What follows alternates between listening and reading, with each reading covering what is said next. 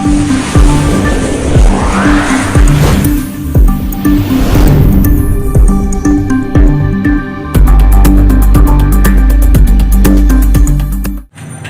एक बार फिर से आपका जीएस क्लास बाय आजाद सर के ऑफिशियल यूट्यूब चैनल पर हार्दिक स्वागत है। मैं हूं आजाद सर। काफी दिनों के बाद मैं आप लोगों के सामने जुड़ा हूं और आप लोग भी जुड़ जाइए। और आज हम लोग बौद्ध धर्म, जो कि विश्व का सबसे प्रसिद्ध धर्म है, बौद्ध धर्म, और इससे संबंधित प्राय सभी एग्जामों में प्रश्न पूछे जाते हैं। काफी वीवीआई सेशन ये आपके लिए होगा। आप अंत तक देखे, जुड़े रहे, और लास्ट में आप देखने के बाद में जब किसी एग्जाम में बैठिएगा तो खुद का मुआयना कीजिएगा कि हाँ आखिर हम कहाँ तक पढ़े और आजाद सर ने आपको क्या पढ़ाया। तो आइए समय को गंवाए बिना हम लोग शुरुआत करते हैं। लेकिन आपसे एक छोटी सी रिक्वेस्ट है कि अभी तक अगर आप मेरे चैनल को सब्सक्राइब नहीं किए हैं तो प्लीज सब्सक्राइब कर दे और बेल आइकन दबाना नहीं भूले, ताकि जो भी अपडेट्स हो आप तक पहुंचे। तो आइए हम लोग शुरुआत करते हैं। बौद्ध धर्म का हम लोग एक परिचय देखते हैं। कैमरामैन थोड़ा आप हेल्प कीजिएगा ताकि देखने में कोई दिक्कत नहीं हो। तो सबसे पहले हम लोग गौतम बुद्ध, ठीक, बचपन में एक बच्चा जो सिद्धार्थ के नाम से जन्म लिया और दुनिया में बुद्ध के नाम से प्रसिद्ध हुआ। आइए इनसे जुड़ी हुई चीज हम लोग देखते हैं। सबसे पहले कि यह एग्जाम में आपसे पूछ सकता है कि जो गौतम बुद्ध थे इनका जन्म कब हुआ, ठीक। इनका डेट ऑफ बर्थ अगर बात की जाए तो 563 ईसा पूर्व, आप याद रखेंगे 563 ईसा पूर्व में गौतम बुद्ध इस धरती पर अवतरित हुए, यानी उनका जन्म हुआ। आपसे यह भी पूछा जा सकता है कि कहां जन्म हुआ, तो आप याद रखेंगे कपिलवस्तु के लुम्बिनी ग्राम में। कपिलवस्तु के लुम्बिनी ग्राम में गौतम बुद्ध का जन्म हुआ था। कपिलवस्तु के लुम्बिनी ग्राम। यह पूछा जाता है कि गौतम बुद्ध का जन्म किस ग्राम में हुआ था, तो आप याद रखेंगे लुम्बिनी ग्राम में। कौन ग्राम में? लुम्बिनी ग्राम याद रखेंगे। अगर बचपन का नाम पूछा जाए तो सिद्धार्थ नाम याद रखेंगे। गौतम बुद्ध के बचपन का नाम सिद्धार्थ था। अगर पिता का नाम अगर पूछा जाए तो शुद्धोधन, जो कि शाक्य कुल के एक के नरेश थे, ठीक। शुद्धोधन आप याद रखेंगे। माँ बुद्ध के पिताजी का नाम शुद्धोधन था। अगर माता के नाम पूछा जाए तो महामाया। महामाया गौतम बुद्ध के माता जी का नाम था, जो कि गौतम बुद्ध के जन्म के मात्र 7वें दिन ही महामाया की मृत्यु हो जाती है। तब जाकर गौतम बुद्ध की जो मौसी होती है, यानी प्रजापति गौतम, वो जाकर गौतम बुद्ध की लालन पालन करती है, पाल पोषकर बड़ा करती है। तो ये भी आपसे पूछा जाएगा, तो आप याद रखेंगे। बहुत लोग ये पूछता है कि महात्मा बुद्ध जो थे क्या वो शादीशुदा थे, तो बिल्कुल वो शादीशुदा थे। उनके पत्नी का नाम था यशोदा, जो कि मात्र 16 वर्ष की उम्र में, आप याद रखेंगे 16 वर्ष की उम्र में गौतम बुद्ध की शादी हो जाती है यशोदा नाम की महिला से, और इनको एक पुत्र रत्न की प्राप्ति होती है जिनका नाम राहुल था। पुत्र का नाम क्या था ये पूछा जाए तो याद रखेंगे राहुल। इनको एक पुत्र भी था राहुल, पत्नी का नाम यशोदा, माता का नाम महामाया, ठीक। गुरु भी पूछा जाता है कि महात्मा बुद्ध के गुरु कौन हुए, तो 2 गुरु इनके लाइफ में हुए। पहला गुरु जिनका नाम था आजार कलाम, आजार कलाम आप याद रखेंगे, और दूसरा रामपुत। तो ये आपसे पूछा जाएगा कि गुरु कौन है, तो आजार कलाम आप याद रखेंगे। एकदम आपको मस्ती में पढ़ना है, टेंशन ज्यादा नहीं लेना है, एकदम आराम से चलेंगे हम लोग, और आप जुड़े रहे अंत तक।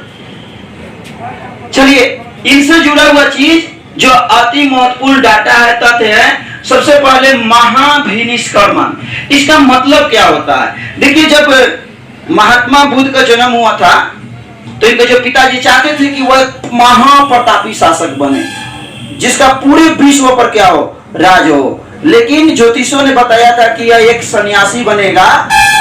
तो जब पहली बार इन्होंने बिहार के लिए जब निकला था, तो इन्होंने अपने घूमने के दौरान, अपने बिहार के दौरान इन्होंने 4 ऐसी घटनाएं देखी थी जिससे इनका जो मानस पटल था वह बदल गया था। आपसे पूछा जाता है कि कौन कौन वो चीज का दर्शन किए थे, तो सबसे पहले एक वृद्ध व्यक्ति, एक बूढ़ा व्यक्ति नजर आया, दूसरा उन्होंने रोगी को देखा, और तीसरा उन्होंने एक मृतक यानी एक लाश को देखा, और चौथा एक सन्यासी को देखा। ठीक, और ये चारों को देखने के बाद में इनका मानस पटल बदला और उन्होंने 29 वर्ष की अवस्था में, ये भी याद रखेंगे, कितने वर्ष की अवस्था में, तो 29 वर्ष की अवस्था में, अब याद रखेंगे 29 वर्ष की अवस्था में इन्होंने अपने घर को त्याग दिया और ज्ञान की प्राप्ति के लिए निकल गया। इसे ही जब उन्होंने घर को त्यागा तो उसे बौद्ध धर्म में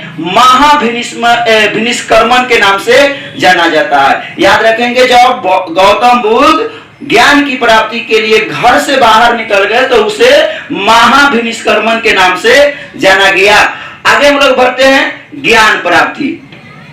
ज्ञान प्राप्ति के विषय से भी सवाल पूछता है, तो इनको वैशाख पूर्णिमा के दिन, वैशाख पूर्णिमा के दिन बौद्ध धर्म जो मानते हैं उनके लिए वैशाख पूर्णिमा का दिन बहुत खास दिन होता है। क्यों खास दिन होता है? क्योंकि वैशाख पूर्णिमा के दिन ही वट वृक्ष के नीचे गौतम बुद्ध को ज्ञान की प्राप्ति हुई थी, तब जाकर उनके नाम में गौतम बुद्ध, यानी जब ज्ञान की प्राप्ति हो गई तो उनके नाम में बुद्ध जुड़ गया। ठीक, तो पूछेगा कब? तो वैशाख पूर्णिमा। कौन से वृक्ष के नीचे? तो आप याद रखेंगे वट वृक्ष के नीचे। वह जगह कौन था? बोध गया।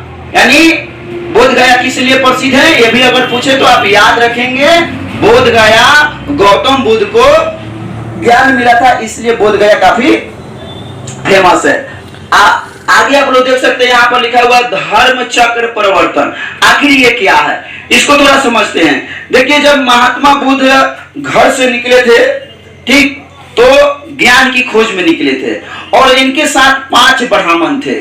ठीक, तो 5 ब्राह्मण थे। बाद में जब इन्होंने धर्म खोज में जब निकला तो ये 5 ब्राह्मण इनसे दूरी बना ली।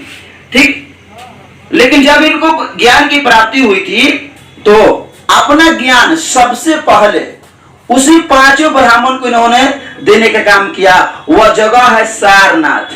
तो सारनाथ इसलिए फेमस हो गया क्योंकि महात्मा बुद्ध ने पहला उपदेश, पहला ज्ञान का प्रचार प्रसार कहाँ किया? तो सारनाथ में। किसे? तो 5 ब्राह्मणों को, और ज्ञान देने का काम किया, जिसे बौद्ध धर्म में धर्म चक्र परिवर्तन के नाम से जाना जाता। आप याद रखेंगे, धर्म चक्र परिवर्तन, यानी जब महात्मा बुद्ध ज्ञान देने का काम शुरू किया तो उसे धर्म चक्र परिवर्तन के नाम से जाना गया। अगर हम बढ़ते हैं तो आप देख सकते हैं यहाँ पर महापरिनिर्वाण।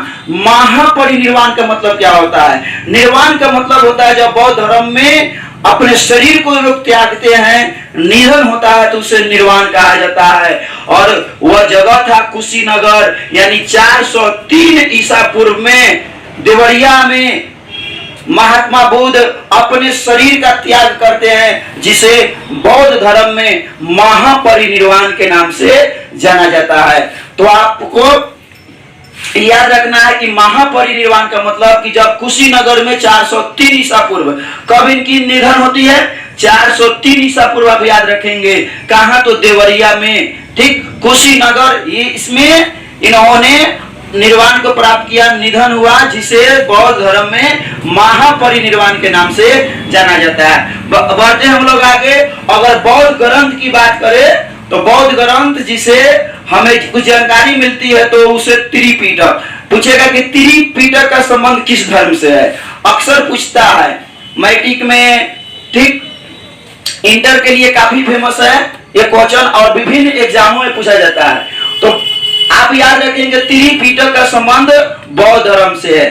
पिटक का, त्रि का मतलब पिटक, त्रिपिटक, 3 टोकरियों की बात की गई है। सबसे पहला कौन था? सुत्त पिटक, अभिधम्म पिटक, और तीसरा था विनय पिटक।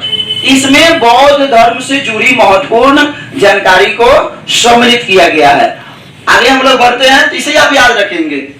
त्रिपिटक का संबंध किससे है? तो बौद्ध ग्रंथ से है, बौद्ध धर्म से है। आगे हम लोग बढ़ते हैं, जो कि काफी इंपॉर्टेंट है, बौद्ध धर्म की शिक्षा। ठीक, आखिर जो बौद्ध धर्म की शिक्षाएं थी ये आपके एग्जाम के लिए काफी इंपॉर्टेंट है। और सिद्धांत क्या था, तो मुख्य रूप से बौद्ध धर्म के अंतर्गत 4 आर्य सत्य की बात की गई है। हाँ, 4 आर्य सत्य की बात की गई है। वो 4 आर्य सत्य कौन कौन है, आइए तो देखा जाए। पहला कि उन्होंने बताया गौतम बुद्ध कि संसार में दुख है, तो दुख है तो उस दुख का कोई ना कोई कारण है। ठीक, तो अब तीसरा अगर आर्य सत्य की बात करें तो वह है कि दुख का नाश होना चाहिए। ठीक, तो दुख का नाश कैसे हो, तो उसका एक इन्होंने क्या किया, मार्ग बताया। और यही मार्ग बौद्ध धर्म में अष्टांगिक मार्ग के नाम से भी फेमस हुआ, प्रसिद्ध हुआ। अष्टांगिक मार्ग, आपसे पूछा जा सकता है कि अष्टांगिक मार्ग से आप क्या समझते हैं, या अष्टांगिक मार्ग के नाम जितने भी हैं उनके नामों के बारे में आप विस्तृत रूप में चर्चा करें। तो आइए हम लोग बौद्ध धर्म अष्टांगिक मार्ग की बात करता है, वो कौन कौन सा मार्ग है। तो सबसे पहला है सम्यक दृष्टि, सम्यक संकल्प। दूसरा मार्ग की बात करता है सम्यक वचन, सम्यक कर्म, सम्यक जीविका, सम्यक व्यायाम, सम्यक स्मृति और सम्यक समाधि। यानी टोटल 8 मार्ग यानी अष्टांगिक मार्ग की बात करता है। एक बार आप फिर से देखेंगे, सम्यक दृष्टि, दूसरा सम्यक संकल्प, तीसरा सम्यक वचन, चौथा सम्यक वर्त, पांचवा सम्यक जीविका, छठा सम्यक व्यायाम और सातवां सम्यक स्मृति और आठवां सम्यक समाधि। यानी टोटल 8 मार्गों की बात करता है बौद्ध धर्म। अगर बात करें तो बौद्ध धर्म 10 शील गुण और आचरण की बात करता है, जो कि दूसरे धर्मों से इस धर्म को विशिष्ट बनाता है, सबसे सरल बनाता है। तो उन्होंने क्या क्या बताया, सबसे पहले सत्य, दूसरा अहिंसा यानी हिंसा ना करे, चोरी ना करना, धन संग्रह ना करना, उसके अलावा ब्रह्मचर्य का पालन करने का भी आचरण पालन करने के लिए बौद्ध धर्म कहता है। उसके बाद में अगर बात करें तो नृत्य व गायन का त्याग, नृत्य और गायन से दूर रहना, सुगंधित पदार्थों का त्याग। ठीक, उसके अलावा असमय भोजन ना करना, असमय भोजन ना करने के भी बात बौद्ध धर्म में होता है। उसके अलावा कोमल शैया, सही में कोमल शैया का तो विद्यार्थी को त्याग करना चाहिए, क्योंकि कोमल शैया का आप इस्तेमाल करते हैं तो बहुत जल्द आपको नींद आएगी। आप आज अगर आप नींद लेते हैं तो आने वाले समय में आपको पछताना पड़ेगा, इसीलिए आगे करना हो ऐस तो अभी निकालिए गैस। ठीक, चलिए, तो कोमल शैया का त्याग करने की बात करता है और कामनी एवं कंचन का भी त्याग करता है। तो इस तरह से बौद्ध धर्म टोटल 10 शील गुण और आचरण की बात करता है। अगर देखा जाए कि बौद्ध धर्म ये काफी इंपॉर्टेंट है विभिन्न परीक्षाओं के लिए, और अक्सर पूछा गया, इससे तो एक सवाल रहता ही रहता है, इतना इंपॉर्टेंट है। आइए, बौद्ध धर्म में अभी तक 4 महासभाओं का आयोजन किया गया है, जो कि प्रथम बौद्ध संगीति, द्वितीय बौद्ध संगीति, तृतीय बौद्ध संगीति और चतुर्थ बौद्ध संगीति के नाम से जाना गया है। आइए हम लोग प्रथम बौद्ध संगीति के बारे में कुछ इंपॉर्टेंट बातें जाने। तो आप याद रखेंगे, प्रथम जो बौद्ध संगीति हुआ था वह 483 ईसा पूर्व में हुआ था। कब हुआ था, इसका काल क्या था, तो 483 ईसा पूर्व में प्रथम बौद्ध संगीति हुआ था। कहाँ हुआ था, तो आपसे पूछा जाएगा तो बताइएगा, राजगृह में हुआ था प्रथम बौद्ध संगीति। किसके शासन काल में हुआ था, तो अजात शत्रु के शासन काल में हुआ था, जो कि हर्यक वंश के थे। अगर पूछा जाए कि किसकी अध्यक्षता में, तो महाकश्यप की अध्यक्षता में प्रथम बौद्ध संगीति हुआ था, राजगृह में हुआ था। किसके शासन काल में, तो आप याद रखेंगे अजात शत्रु के शासन काल में हुआ था। अगर बात करें द्वितीय बौद्ध संगीति की, तो यह 383 ईसा पूर्व में, 383 ईसा पूर्व में कहाँ हुआ था, तो वैशाली के धरती पर, वैशाली के धरती पर द्वितीय बौद्ध संगीति हुआ था। और उस समय शासन था काला अशोक का, यानी काला अशोक के शासन काल में द्वितीय बौद्ध संगीति हुआ था और अध्यक्षता किया था साब कमीर ने। अगर बात करें तृतीय बौद्ध संगीति, ठीक, तो यह 251 ईसा पूर्व में हुआ था। कहां हुआ था? काफी फेमस जगह पाटलिपुत्र, जो कि पटना का प्राचीन नाम है। यह भी आप याद रखेंगे। सबसे अधिक जनसंख्या बिहार में भी कहां है? तो ये भी याद रखेंगे, पटना में है। ठीक, तो तृतीय बौद्ध संगीति 251 ईसा पूर्व में पाटलिपुत्र के धरती पर अशोक सम्राट अशोक के शासन काल में हुआ और अध्यक्षता किए थे मोगलीपुत्र। कौन अध्यक्षता किए थे? मोगलीपुत्र। आप याद रखेंगे। अगर चतुर्थ बौद्ध संगीति के बारे में अगर बात करें तो चतुर्थ बौद्ध संगीति प्रथम शताब्दी ईसा पूर्व में हुआ था कश्मीर में। कहा? कश्मीर के कुंडल ग्राम में। कश्मीर के कुंडल ग्राम में आप याद रखेंगे चतुर्थ बौद्ध संगीति हुआ था, जो कि कनिष्क के शासन काल में हुआ था। किसके शासन काल में पूछा जाए तो आप याद रखेंगे कनिष्क के शासन काल में। और अध्यक्षता कौन किया था? तो वसुमित्र ने। तो इस तरह से हम लोगों ने बौद्ध धर्म का एक संक्षिप्त परिचय जाना, जो कि विभिन्न एग्जामों में आपके लिए काफी इंपॉर्टेंट है। उम्मीद है कि आपको ये वीडियो अच्छा लगा होगा और आप चाहते हैं कि ऐसे ही वीडियो, ऐसे ही ज्ञानवर्धक जानकारी आप तक पहुंचे तो चैनल को सब्सक्राइब करें। Thank you. मिलते हैं हम लोग अगले वीडियो में।